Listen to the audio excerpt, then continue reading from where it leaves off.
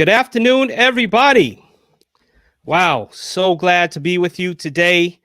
So glad you are here with us. And I am here with my brother from a different mother. Let me say, my podcast coach, Kymone Hinds. What's up, man? What's going on, Dr. Phil, too? Good to be here with you, man. I'm so proud of the work that you're doing with the Anchored Voice and with McGuire Entertainment, that you are in the midst of what's going on. You are still putting out content that's lifting people and that's speaking, especially to men at this time. So thank you for what you're doing. Thank you for having me on. Hey, man, I appreciate it.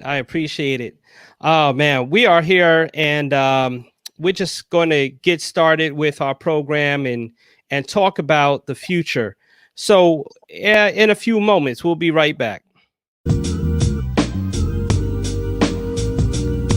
Welcome to the Anchored Voice. This is a podcast helping men to anchor life. I'm your host, Dr. Phil 2. Welcome to the program.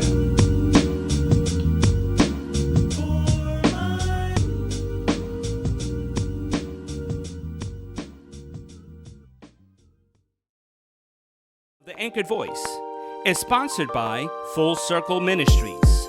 You can download this app at any app store and find Bible studies, Bible guides, sermons, and Bible boot camp. Wake up and stretch your spiritual muscles. Also, check out Advent Mingle, where your match in your ministry is just one click away. Full Circle Ministries.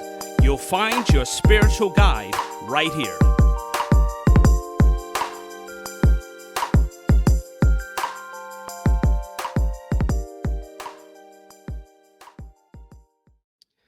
All right, we are back with you. This is the Anchored Voice, helping men to anchor life. I am here. I'm your host, Dr. Phil 2, and I'm here with Kymone Hinds.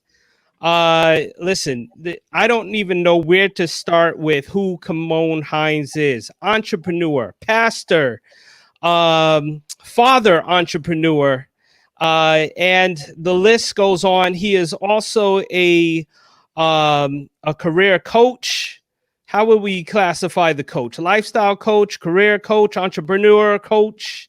Let's say business coach. I help people to take action on things they've always wanted to do to close that gap between where they are and where they want to be. That's what's up. Ideas to Life. So you want to check him out on Facebook, on anywhere, Ideas to Life. And we're going to share his information in just a little bit. We are so excited just to talk about the future. We're talking about the future because right now we're in a lot of pandemics. We're in a lot of pandemics. We're in a lot of craziness that we're dealing with right now. And the future, it's a little scary right now. We got into 2020 and said, man, you know, we're going to do some great things in 2020. It's going to be a new decade. It's going to be a new time.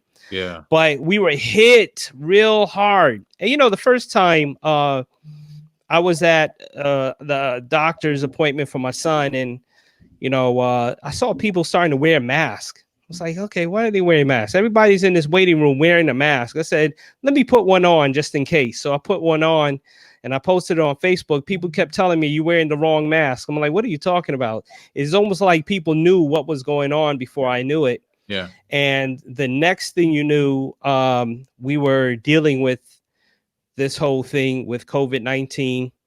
And then now we're dealing with racial tensions in the USA.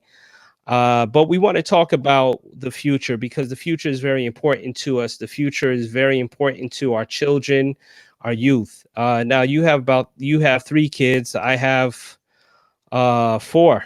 Yeah. I have 4. And you beat me, Phil. You got more than me. You know the theory, right? Anyone who has one more kid than you has a lot of kids. So now that I have 3, you have 4. You got a lot of kids. And if that's right, man. 5, you'd be like, oh man, they got a lot of kids. So yeah. You know, you get to the point of age, you know, every time you call a kid, they have to go through the list of the other kids' names before you get to their name. You know? Yeah. It don't matter, boy or girl. You just got to go through the list, Or and like then we'll finally get to your name. they're like names that are combined. So you combine two names. Like which one of them was that? You just like, you combine the one Right. name you Yeah, yeah, started yeah. with and the Sometimes you name that you combine end them. with. Easy, Yeah. easy. Yeah. And now you are a host of a Facebook page, Parents of Teens, Mm-hmm. and we want to talk about the future for our children. We're going to talk about preparing our kids for the future. Today we are just in blackout, of course, and so we are looking at the future. We're kind of taking a break from branding and promoting, but we're also preparing. And Right. sometimes when you are given time to step back, you have to think about how to prepare for the future. And our parents did the best they could to prepare us mentally, emotionally. Now we're trying to do our best for our children, preparing them financially, preparing them job wise, preparing them entrepreneur wise. Think about it. We come out of college, and thank God for some of these billionaires that made it. They're bailing some kids out of Spelman and some other schools that Yeah. have paid their tuition. But the average kid is coming out with more than $100,000 debt Oh, much out more. Yeah. of college. Right. So you've got to get a stable job just to pay for um life. Right. The schooling that you already went through. Yeah. Right. So and without the schooling, they say you're not going to get a good job. Right. Absolutely. So how do we best prepare our kids for the future, especially through what's going on now? We could talk about tearing down our community, but today we're here to build up our community. Sure. And it's a good question. I think both of us, we talked before this. Our hearts go out to our community because we're facing we're hit more by this pandemic and its effects than anyone else because of the conditions that we already live in. And then something that we already know to be true are the racial injustice. I think America's almost reawakening up to it, seeing what happened with George Floyd and then coming so quickly on the heels of Ahmaud Arbery. So our community is hurting. And as we think about that in light of what you mentioned, I think as we prepare our kids for the future, one of the fallacies that I know we can fall into the trap is, okay, I'll wait till later to prepare my kids to learn how to manage money. I'll wait till later to prepare my kids on how to manage their income or develop other streams of income. I'll wait until later for my kids to work on some creative idea they have that can start a business. I think, one of the traps we can fall into as parents, as individuals, is we have time. So when you have a young kid, you're like, oh, I have time. I'll train them on different things later on. And now that I'm a parent of teenagers, it's so easy to say, you know what? They'll figure that out when they get out of my house. They'll figure out how to manage income that's coming in, pay their expenses, learn how to balance a budget, learn how to start a bank account. They'll learn that later.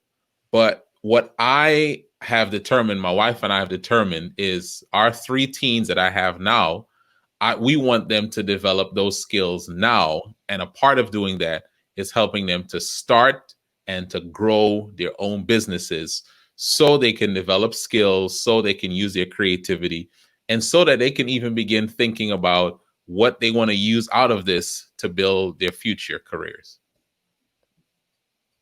Absolutely.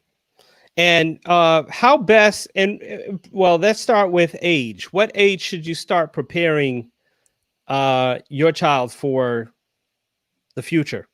I mean, like, how old is your son?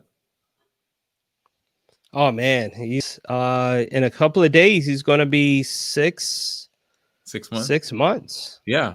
I mean, the reason I ask you that is I think from the beginning you're making preparation for the future, right? There, and of course it comes with readiness. So you're teaching him lessons even now, and then there are lessons that you teach him when he has the age of just being able to be conscious. So you teach kids preparing them from the future from the time you have them, because you're always on a countdown.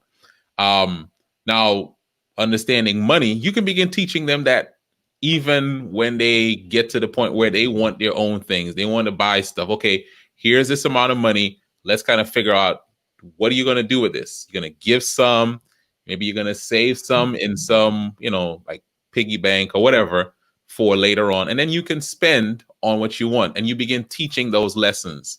I think once they start getting into, maybe around 9, 10, you can teach them how to begin earning money for themselves. You can even teach them that younger to earn money in the house doing chores, but then maybe you teach them, okay, if you want something, how can you earn it? Maybe you can buy something in bulk, like candy, right? A little simple, and you go sell it. One of the things we did a few years ago, my kids bought some, like, let's call it like cool refreshments, like popsicles, right? Popsicles and water. We went to the park on a hot day. If you've ever been to Memphis on a hot summer day, people are looking for something, right? Because it's hot. And so they bought it. They calculated, okay, this is how much we spent. We went out to the park. They sold it. And then they had to look at, okay, now that we sold this, what's our profit? And that's just a lesson for them on how to earn income, just putting out some of your own money to start, looking at the difference, and just learning that principle that if you want something, you can work for it. You can use your own money to generate more money. That was just a lesson we wanted to teach them at a young age. Absolutely. As a teenager myself, I wanted to get into rap music. Mm-hmm. And that's all I wanted to do as a teen. Just wanted to rap. And I learned entrepreneurial skills then. I learned that if I wanted to do this, mm-hmm. I had to work hard. Right. And I had to skip a few lunches. All right. So I'll tell you how I did it. I wanted to buy some equipment. I wanted to buy a drum machine, a sampler, and a 4-track. Right. Back in the day, this was before computers blew up on the screen. We had computers in school, but we didn't know how to use a computer to record or do all of that stuff. So we needed a 4-track. We needed a sampler because you take a piece of music and you loop it, and that's what the sampler did. Mm-hmm. And my man in Brooklyn, Malik, he needed turntables. So we both decided in high school we were going to save money. My mother gave me like $2 a day for lunch. Okay. I took about 50 cents out of that. As a matter of fact, sometimes I didn't take the whole $2. I would find 50 cents around the house and, go get a bagel, and that would be my lunch. I won't tell you some other things I did, 25 cent, a quarter water, right? Yeah. And I did some other things to get through to eat, and I saved up every day. Every day I got money, I put it aside because I had a goal in mind. Now, later on, I did get the equipment, but we wanted to do something more with it. So again, we got some tapes, so blank tapes, and we made ourselves some mixtapes. And throughout the school, throughout the school, we would sell those tapes mm-hmm. and make the money, go back, buy some more blank tapes, make some more music. And that's how we would do it. Only because we realized if we wanted to get something, we wanted to go somewhere, we wanted to be something, we had to put our minds together for a greater goal. And so Right. from there in high school, nobody told me this. It was just something you did out of survival. Right. You did out of a need. You wanted something. And so, nowadays it's very important to teach our kids, hey, if you want something, this is what you do. And I can remember my kids in church, they'd be taking paper from my desk and creating stuff and then going around church trying to sell it. But just that story you told there, Phil, like, think about all the things that you learned in that process, right? Now, I don't know how much those turntables cost, but let's say your parents did have the means to just give it to you. One, you would not have valued it as much as when you bought it for yourself. Right. there is a certain, pride. There's something that you say, well, I bought this, so I'm going to care for this. I know the worth of it, and you begin to understand the value of money. That's right. Before, with all of us, we don't have a concept of how much money is worth until we begin earning it ourselves, right? That's I right. remember just a little simple story. My daughters earn their own money now. My son he's working his way up with he's doing his business, supporting other businesses, which is brilliant, right? Like he's So meeting a need. So he's building his stuff off of theirs. But they have enough that they have their own money. So the other day they're like, "Can you get us something?" My wife was like, "No, buy it with your own money." My daughter's like, "No, I don't need it." Right? Now, when you have to buy something yourself, it shows you how much things worth. It hurts to spend. So you're like, you know what? It's not worth that much to me. So you were learning the value of money. You learn sacrifice because you had to give up those meals every day in order to to earn this thing. And then you learn how to flip stuff. Okay, if I make this, I can flip it and I can get more. And so those skills that you were learning then are adult skills that you'll need for the rest of your life. that's right.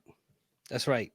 And it's important to talk about that very early, um, to our kids. Now, the reason why it's important to talk about that now is because of the uproar in society now. We are facing a lot of frustration, facing a lot of anger, and you can see some older men talk to the younger men, say, listen, you are the future. You have to find a way to do this better. Fred Hammond was on Versus with Kirk Franklin. And, his message to the next generation was, listen, I guess the way we did it or doing it is not working. So then you have to find a way. Now, Right. part of getting a PhD is to find the question that has not been answered yet. You Mm. know, part of your research is answering a question that has not been answered yet. This is your part of the research of this same particular area. So my area was entrepreneurship, Okay. the effects of a successful business, right? And so I had to ask that question, what is a successful business? What makes that? How do entrepreneurs get there? And then I had to do the research. Now, that's my part of the research of entrepreneurship. The next generation has to ask those questions. So we have to allow them to ask those questions. Why are we here? Why don't we do this? Why haven't we done this? Well, you're right. We may not have done that. So now this is your responsibility. Yeah. This is your duty to go find what has not been done and make it happen. Answer that question that has not been answered yet. Yeah. I mean, you're saying that's powerful. Like, think about this.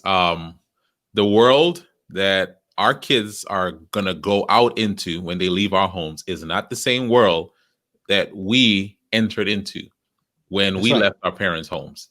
And we don't know what the job market will look like when they leave. I think we have some ideas. We have some ideas that Sure. more people will be sort of like the independent contractors connected to companies and not just full employees. We do understand that people, because of how the world is more mobile, it's like it's so connected, you will need to at some point have something of your own to create another stream of income. Those are some of the things we already know. And so we need to be preparing the next generation to go further than we did. Like, as you mentioned, that Fred Hammond quote, we have to understand that our role is to make them better prepared, give them a peek into skills that we know they'll need so that they have a chance to go further. I think it's so easy, so tempting for us to just give them stuff. Like, it's so tempting for me to just, okay, my kids want this, just to give it to them. Your kids want that, you want to give it to them. But if the thing that we can give them that no one can take away is skills, helping them to develop skills, work ethic, those kind of things, so that wherever they are, they can draw back on that, whether it's on a job or on their own pursuit. At least it gives them something that they can continue to earn for the rest of their lives. Motivation for skills. I'd say some of the motivation is frustration. Mm-hmm. When you answer that question, that has not been answered yet. When you ask that question that has not been answered yet, you can get frustrated. When you're Mm, looking at society now, the way it is, you mhm, can get frustrated. And some of the ways to find that business idea is through that frustration. Um, I want you to quote your daughter's shirt, because I believe that shirt was developed out of frustration. It was a great idea, mhm. but it's a frustrating thought Absolutely. to Yeah. think that if I'm black, it Mhm. translates to this. Tell Yeah. me what the shirt says. Sure, right? You put me on the spot, but black does not mean uneducated. Black does not mean criminal. Black does not mean less than, and black does not mean lazy. Yeah, those are the four. That's That's right. very interesting, right? You're absolutely right. It was born out of her frustration of seeing negative stereotypes being portrayed of black people, and those stereotypes then being the way that people would approach people of color. Police, other folks would approach them based on the stereotypes that had been perpetrated for years. And so I remember when she came to me with this sheet of paper with just the words in a box, right? She had the black on top, does not mean in this box. And it was like, I'd like to make a shirt like this. So, okay, let's talk about it. How do you do it? And out of that, it really allowed her to develop not just a business, but to get a voice out there and to share a message. And you're absolutely right. It was out of a frustration that it gave rise to a what can I do to counter what I'm seeing and what I'm hearing and what I actually believe people who look like me are beginning to now believe about themselves. How can I turn that frustration into something that pushes back against it?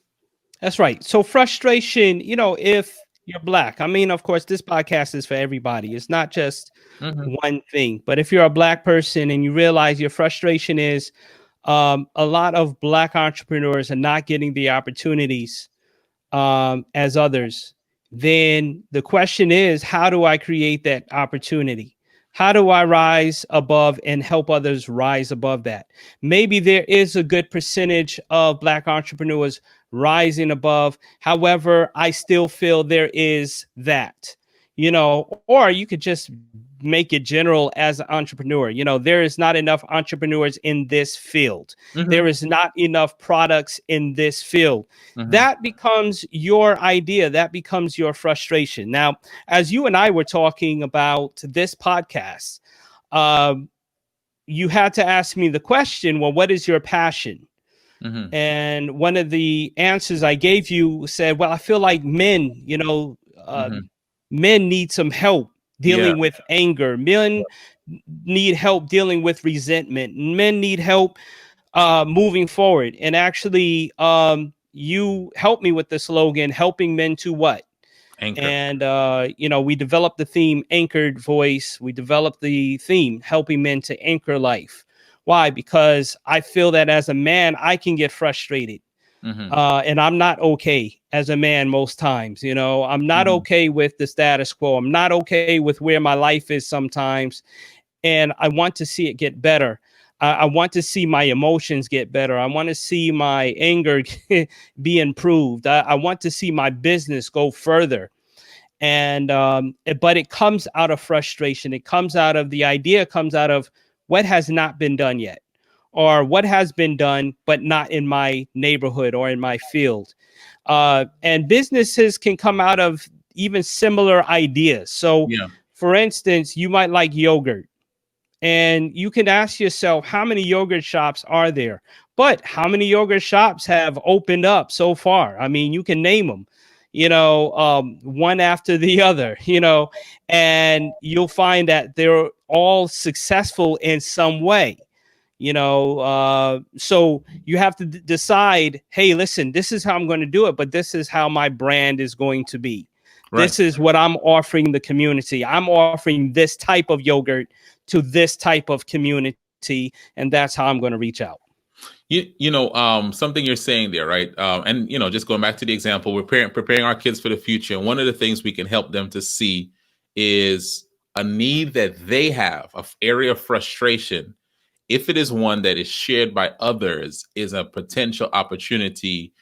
It's an opportunity, right? It's an opportunity for, if we're in the church space, for ministry. It's an opportunity for service, and it's definitely an opportunity for business, right? It's a way to say, I can be who I needed. I'm getting that I'm quoting from a friend of mine. Her name is Eve Hudson, and on my podcast, she said, "Be who you needed." So you mentioned for yourself, like, as a man, are there resources to help me to process anger, to process emotions, to process transitions in life?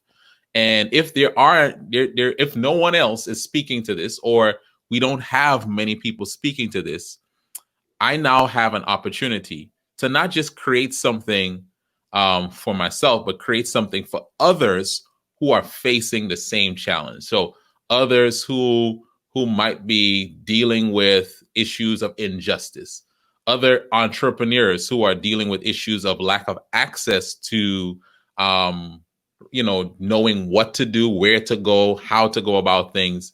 Once I have maybe even scaled that mountain, or I'm going up, I can now create something to help someone who's behind me, and I can be who I needed at some stage in my life, in my business, in my relationships, in my development. That's a way that you can now turn what was a frustration for you into a way that now you can serve others, and even, build a business off of it, or grow a business off of it.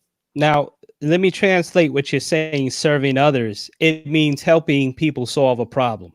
Yeah. And when you can help somebody solve a problem, that's when, your business is going somewhere. Somebody has a need and your business solves that problem. And that's the reason why even some businesses have their little trinkets at the last counter before you go to Walmart cashier, before you go to Staples cashier. If you've gone to Staples, there is a system. You got to walk through this aisle to get to the cashier, but all these little highlighters, erasers, Yeah. phone chargers, and you might have come in looking for a certain brand or a certain item, but when you're walking out, they're showing you something you may not have thought you needed, but they're introducing you. Maybe you do need this. Yeah. Maybe you do need that. So it is never too late to really push yourself and tell people what you have and what you offer. Because if they can do it at Staples, and most times we end up picking up those little things, Right. and all of a sudden that business now goes a little further. Yeah. Because at the last second, man, I could use this type of eraser right now, and especially if you're a stay-home parent, you're a stay-home, it's amazing. The business of staying home now has transitioned businesses. So for instance, I go to Staples, I look for a desk and I see it, but it's at another Staples. I forget about it. I go do something else. I come back for it. Desk is gone. And, certain items like, we already set up for the podcast before it hit, but, you start looking for certain items and it's gone because so many people have realized, okay, I'm going to be doing this from home. Now there's a rush. So developing that business idea, especially out of circumstances, out of solving problems, is definitely, something you want to think about and consider. Absolutely. Now, we talked about our team. Your team came out with a brand called Slay It Proud. And, not only is this a t-shirt, tell me more about it. Sure. So again, I'm going to tell you, I have 3 teens. So at some point, I want to tell you about my other daughter as well. But Slay It Proud is an educational and apparel company. What she does through that is educate really everyone, but her primary target is to educate and empower Black teens to be proud of their history and who they are. So through sharing messages on social media, through her website, she's created something where now Black teens are telling Black history. And by doing that, it's giving them pride in their history. And then on top of that, she has t-shirts that you can wear the message of your your, just your heritage, who you are, and just sharing positive messages about Blacks. All right, let's quickly go to KymoneHinds.com, PTE. Let's talk about preparing our kids for the future. So what is this site for?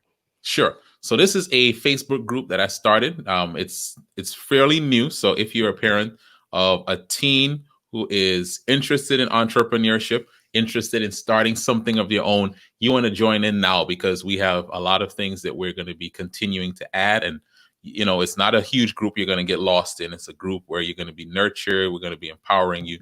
But what this is to help parents, because one of the things that I've learned in this process over the last year, having 2, now 3 teen entrepreneurs, is there's a role that parents play that's vital to helping their teen, in encouraging them to get started and to walking with them along the way. And so this is what this group is for parents. You have a teen, you have a preteen who's interested in entrepreneurship, interested in starting some business. There is some spark in them that you've seen it.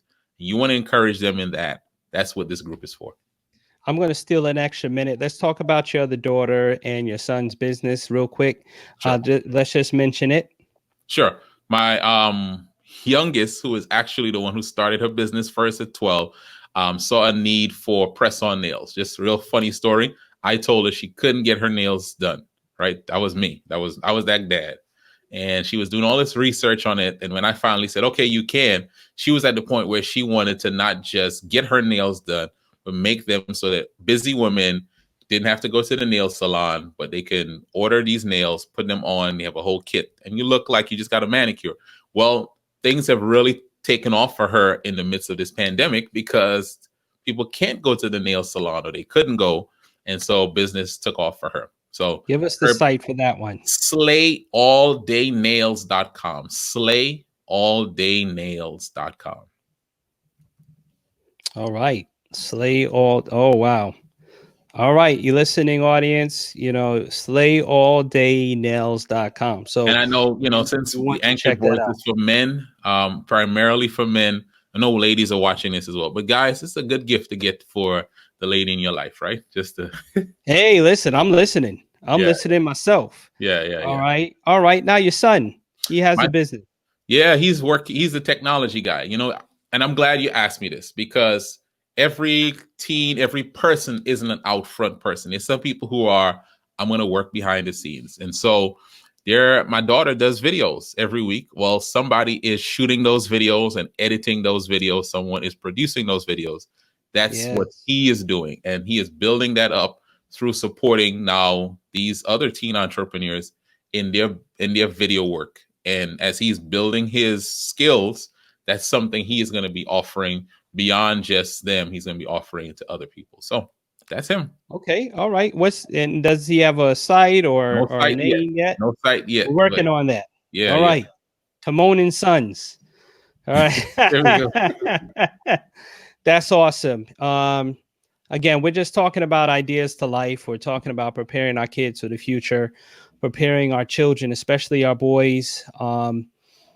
It's a little different. We have sons now, and we want to get our sons prepared for the future. Again, I'll tell you where my entrepreneurial ideas came from, and I didn't know this. My grandfather started a carpet cleaning business, a house cleaning business, and even another pastor told me he used to roll with my grandfather and do that business. Wow! So he hustled. He was also into music, into orchestrating. He was also one of the ones to organize a radio program at Altadena Seventh-day Adventist Church.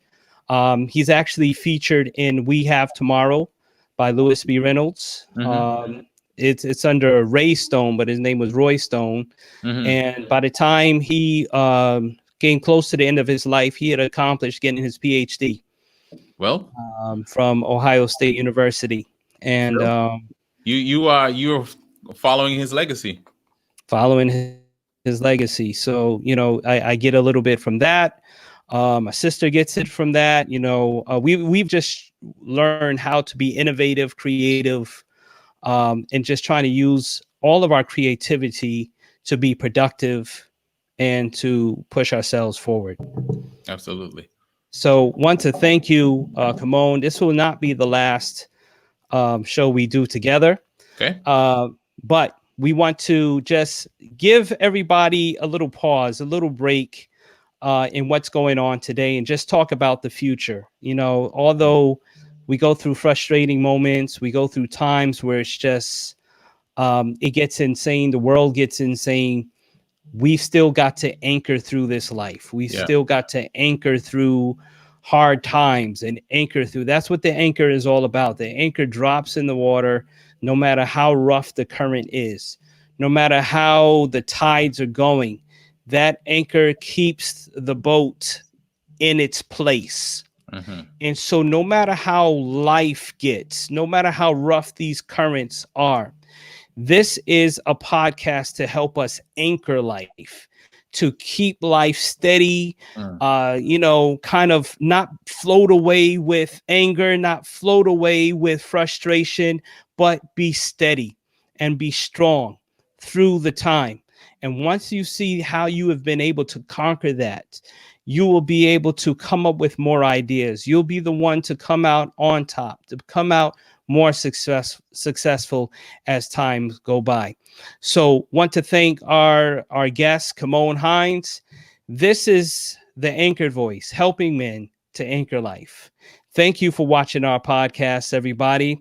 Please subscribe to our YouTube channel, McGuire ENTV, McGuire Entertainment Group on Facebook and also on Twitter. And you're watching us also on Periscope. So follow us on all social media brands. You can follow Kymone Hinds, KymoneHinds.com. And my name is the same on, you can find me on any social media platform with my name. That's right. Check them out, all the social media platforms. And this is our podcast, The Anchored Voice, helping men to anchor life. God bless you, everybody. Thank you for listening to The Anchored Voice. For the video edition of this, subscribe to our YouTube channel, McGuire ENTV. For audio, listen on Podbean, Spotify, Apple Podcasts, Google Play, or Stitcher. Until next time, stay anchored.